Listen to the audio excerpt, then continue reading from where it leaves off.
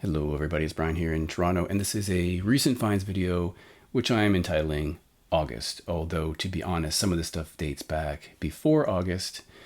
I did a bit of traveling this summer, and so I already posted stuff I had purchased on those trips in other videos, so I'm not going to replicate that here. These are all things I've never mentioned before, although some of them date back possibly till June. So yeah, so let's go. And I'm going to start with this record from The Replacements called All Shook Down, their seventh and final record from 1990.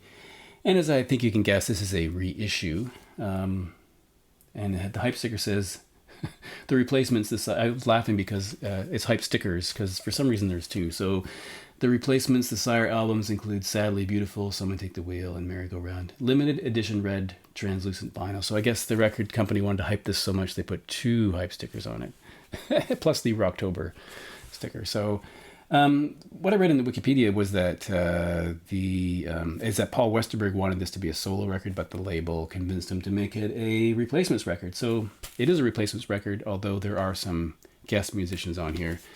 There's some credits here, but you'll never be able to read it. It's black text on black or dark gray. Why do people do that? You can't read it. They need a usability person, honestly. But this is a pretty good record. I had never heard it before, strangely enough, and I think it's really good. Maybe it deserves two hype stickers. And the inside has definitely is red vinyl. I wish they would tell you how many copies make up the limited edition. Some records do. I think when they don't tell you, doesn't that mean there's tons of them? After all, I got this for a really good price. It was kind of in a remainder bin or something. So actually, pretty good record, though. It might deserve the two hype stickers it got. Secondly is an honest-to-God thrift store find. And I am so frustrated with thrift stores recently. I used to find lots of really interesting things 10, 12 years ago. But recently it's just been an exercise in futility. I've had more luck with compact discs than records. And I'll just give you maybe a little discussion about my local thrift shop, which is very close to me.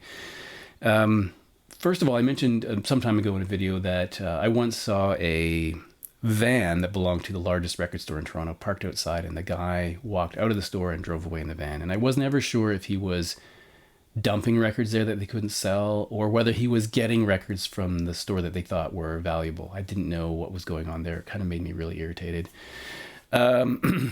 But there are also, the one closest to me, there's these two guys who hang out in the store. It seems like all day. It seems like they do nothing else. It seems like this is their job, is to be in the thrift store. So whenever I go in there, there's just hanging out. They're often when there's a bell at the back when people donate things. So when the bell goes, they go back with the staff, and they sort of are the intermediary between the donations and the floor. And they sometimes they're just there all the time. And they're often digging in the record bins. It's really frustrating. I kind of hate it, but I guess there's nothing else to do. The other one that's close to me is about to shut down, so it's irritating. But a while ago, I was in the store and looking at CDs, and I turned around and I went to the record section. And usually what I find are terrible, terrible records. Or sometimes you get excited because you see something that looks good, but there's no record in it, or the record is completely destroyed. And I was like, and why do most records in thrift shops don't have inner sleeves? What do people do with their inner sleeves? There's so many records that don't have inner sleeves. I don't understand that at all. So, but I did see this record from Jesse Winchester. He died in 2014. An American-Canadian singer-songwriter. He came to Canada in the 60s to avoid the Vietnam draft and ended up recording music up here. I have personally known two people who came to Canada to avoid the draft. They were all later pardoned, as I understand. But there he is in the front and the back, and you get a double view of him on the inside. So this is his debut record from 1970. I was familiar with this record, had never heard anything from it before. Ampex Recordings, but it is produced by Robbie Robertson, so that's something that's interesting. Robbie Robertson also plays guitar on certain tracks. And Levon Helm is on here on drums and mandolin, but I think that's only some tracks. One track is co-written by Robbie Robertson as well. So this fits into the sort of singer-songwriter folk, maybe a bit of countryish sound. He has been stated as being an influence on people like Elvis Costello and Willie Nelson, Emmylou Harris, even Jerry Garcia, and some other people. So I was curious to hear this. The record itself is not in tip-top shape.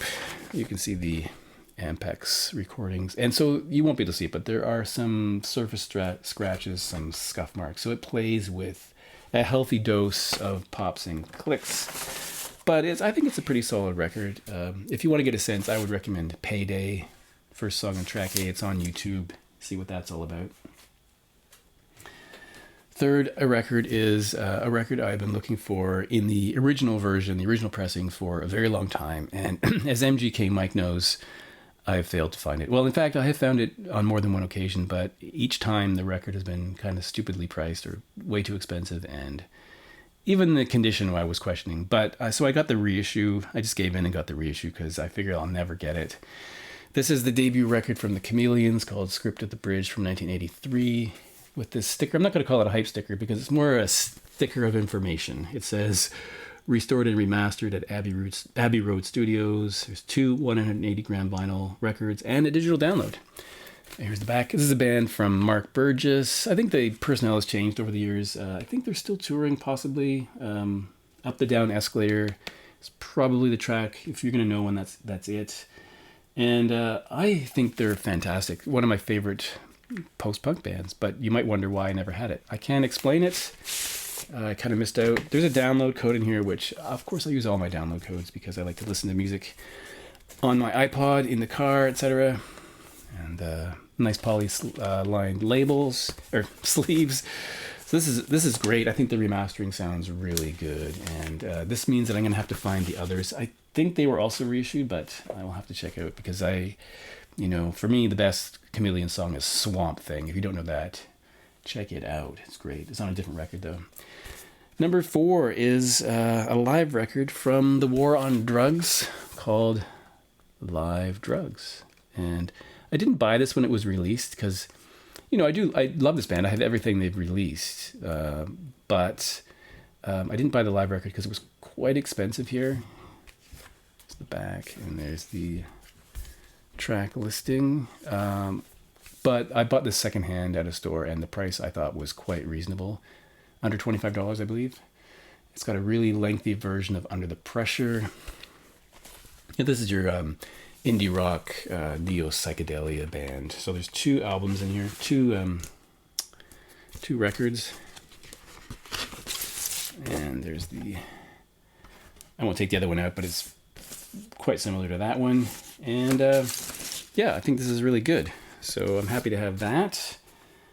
And speaking of live records, we have this kind of interesting live record from the band Wire. I guess originally they were a punk band, but kind of changed. It's called Document and Eyewitness. So there are 2 albums in here. The first is a live recording at Electric Ballroom, and the second is Notre Dame Hall, but those are rehearsal recordings as I understand it. So tracks are listed here for the first record and tracks for the second record. And they look like this, but you can't see anything there like that. This is an original UK pressing. It was re-released. I've seen it, the re-release version, but I never bought it. This may be a challenging listen for some people because it's a bit out there at times, but I think it's really good. Side D is just one track. It's like 14 minutes or something. So Our Swimmer is on here, which is pretty cool. So yeah, an interesting document, interesting record. So that's really cool. And next is Things Are Falling Over.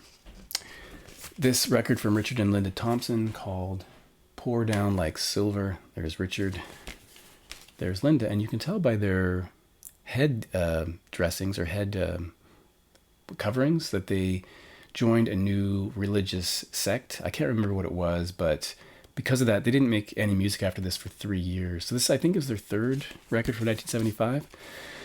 And I do like the other things they had done, but again, this is one of those records that passed me by. I never heard it until I bought this, and I was aware of it, but just never had it. And I would say it's actually really good. The 3rd record from 1975. I have to replace this inner sleeve. It's quite awful. But there we have it. This is in really good shape. I think it's really good. And I can't remember the price on that. This is an American pressing. So yeah, I'm happy to have that. And next is going to be no surprise to anyone that I bought this record, but this is John Cale, Poptical Illusion. And this is, I mean, it's hard to say how many records he made. This is noted as being his 18th, but I think that's 18th in the rock, pop kind of vocal components. He's done a number of soundtracks. So it's kind of weird that it's called 18th, because I don't really think it is. There's the back, and there's the inside. Pull some of the records out. Double record. There was an indie version of this that came with a bonus 7-inch single, but no one near me had that, and I could have ordered it, but the price, as I've mentioned before, shipping would just be, it'd be like close to $100 record, and I didn't want to do that. So I have the indie colored, I guess it's the colored exclusive. Oops, dropping things. It's one, and I've only listened to this a couple times, so I have to give it more time, but here's the other record. So Poptical Illusion. The last record he did was very collaborative. He had a number of guests like Ways Blood and a long list of people. This one seems to be more of a, well, he does have help, of course, but it's a solo thing. He's 82 now. I think he's 82. So amazing that we have new music from John Cale. So I'll be giving that more listens. And finally, two things in the, I guess we go things that return to sender maybe, or Boomerang Records, because years and years and years ago, God, I don't want to say how long ago, but possibly 40 years ago, I gave my dad 2 singles. And I'm going to tell you that this is part of the what makes me such a great son, or what made me such a great son, because my dad, as I've mentioned in the past, was a giant fan of ABBA. So I was somewhere and there was this record sale happening, and they bought 2 singles. The first is from Frida, who of course was in ABBA, and this is That's Tough, and which is the A side? I don't know. That's side B. The other side is Shine, and these are promotional. This is a promotional 7-inch single for those 2 tracks. I guess Shine was the, which is the A side? Yeah, Shine is the A side. I guess that was on her record. I'm not sure. And I don't know if he ever played them, but he was happy to have anything that ABBA or ABBA related. So I gave this to him. And I was in my hometown recently, and my stepmother gave them back to me because she had no need for them. I believe she still has ABBA records from him, but I guess she's holding on to those. So this is not really worth anything, but it's like interesting that it's a promo with the ones with the small hole. I hate those ones with the large hole that need an adapter for the jukebox, whatever. And the second thing was this ABBA single, and the A side. What is the A side?